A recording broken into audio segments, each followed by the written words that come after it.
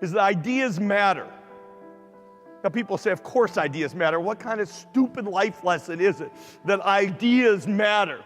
There are some things in life that are out of your control that you can't change and you got to live with. Fear will get the worst of the best of us, and peddlers of influence count on that. Don't be afraid to make a mistake, because you know what you can do if you grab the wrong one? Drop it and pick up another one. It's okay. Seize the day. The choice that we have, though, is either to give up or keep on going. I want to ask you, what are you going to believe? Are you going to believe in yourself? Are you going to believe everybody else's judgment on you? Are you going to believe people when they say that you're a failure? No one really likes you, no one really cares about you.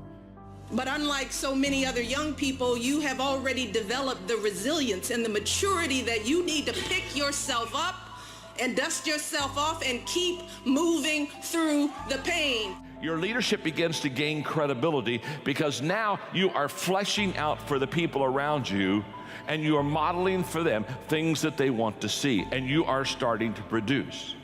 It was so hard because people put me down. And I started believing that I was not good enough. I started believing that I was a failure, that I'll never ever be somebody who people would like or people would accept. Let me tell you, you should never, ever be embarrassed by those struggles. You should never view your challenges as a disadvantage. Everyone in the world has a list of things they think they should do. I should lose weight. I should work out. I should spend more time with my kids. I should work harder. I should make more calls. I should. In fact, most people are lucky to have one idea that really matters in their whole life. That's not a criticism. Even if we crash and burn and lose everything, the experience will have been worth 10 times the cost. If faith is cultivated, it will achieve mastery. So you're always going to be seeking and looking and going and trying to challenge yourself. So without sitting around thinking of that a lot, it drives you and it keeps you trying to be fresh, trying to be new, trying to call on yourself a little more, you know? You have to keep growing, you have to keep learning, you have to keep developing. Why? Very simply. If you're leading the pack, you've got to be able to give what you have, and you can't give what you don't have, and so therefore, you've got to put a lot of good stuff in so that you can pass it on to others and share with them and add value to them. Thirdly, if you want to add value to people, The only thing you really have in your life is time. If fear is cultivated, it will become stronger. If faith is cultivated, it will achieve mastery. Don't wait. Do something when you're young, when you have nothing to lose, and keep that in mind. There is no perfect moment. There is no right moment to start something. Right now, you have a problem. That I have to be responsible enough to take care of me. Death will not come to call until you are ready for its embrace. Know that, and your fear will go away. Is this really something that will create value? Because at the end of the day, if the idea is wrong, you will fail. He said, but imagine, if you will, being on your deathbed, standing around your bed, the ghost of the dreams, the ideas, the abilities, the talents given to you by life, but you, for whatever reason, you never pursued those dreams. You never acted on those ideas. You never used those gifts. We never heard your voice. And there they are, standing around your bed, looking at you with large, angry eyes, saying, we came to you. The more successful you become, the higher the trade-offs are. You see, we make a mistake thinking it gets easier. It doesn't get easier, it gets harder. And it's hard to satisfy everyone. You know, if you want to do something and you want it that bad, you'll make sacrifices. You have already experienced the exhausting reality that there is always something going on, and there is always something to do.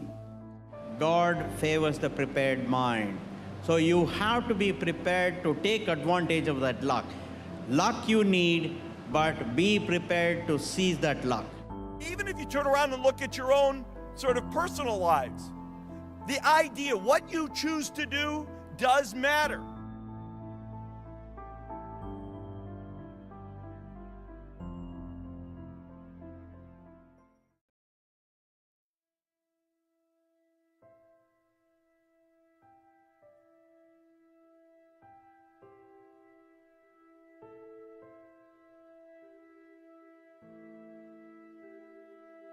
So every day you have to sell yourself and get out of your mind those old thoughts, that old belief system. Every day you've got to sell yourself on that it's possible. You don't get in life what you want, you get in life what you are. Always strive to get on top in life because it's the bottom that's overcrowded. You got to be hungry. The people that are hungry are willing to make it okay to fail.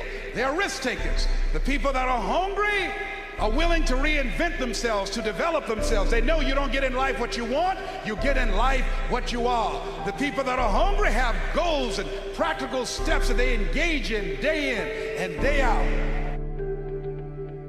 We believe what you don't know can't hurt you. What you don't know can kill you.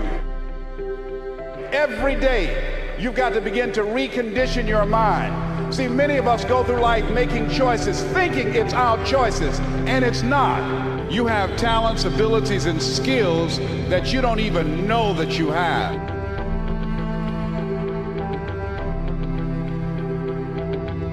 Do you want to live a life of productivity? Do you want to live a life of contribution? Do you want to be a better father? Do you want to have your own business? Are there dreams you want? Everybody will say yes. But see, want shows up in conversation. Expectation shows up in behavior.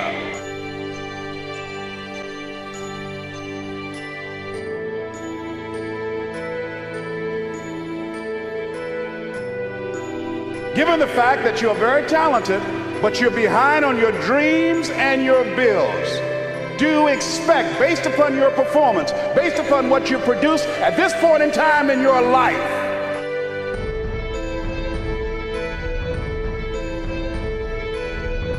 see, we live in a world where we believe that bad things are supposed to happen to us. Hold yourself to high standards, whatever you do. There's no saying, do not go where the path may lead, but go where there's no path and leave a trail. I refuse to live from hand to mouth. I prefer the challenges of life to the guaranteed existence, the thrill of fulfillment to the stale calm of utopia. I will never cower before any master, nor bend to any threat. You got to sacrifice before you reign. That's why the Bible says, judge a tree by the fruit it bears, not the fruit that it wants. Treat people with respect. Treat them the way that you want to be treated.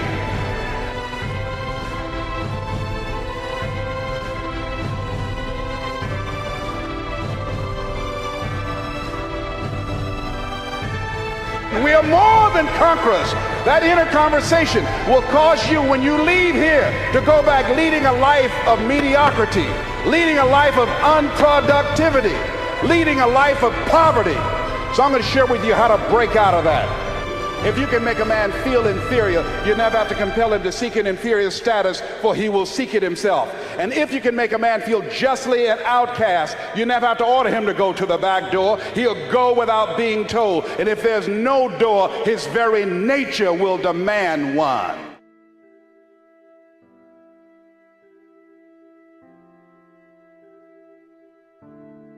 Something else that most people won't do. Make it okay to fail. A lot of people, 85% of people, allow their fear of failure to outweigh their desire to succeed.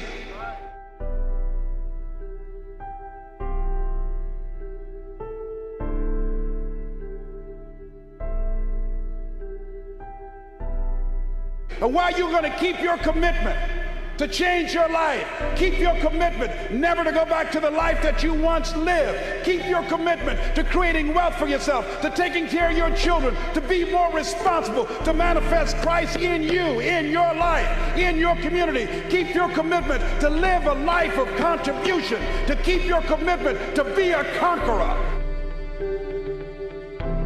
If you know how to do it. But if you don't know how to do it, it's worth doing badly until you get it right.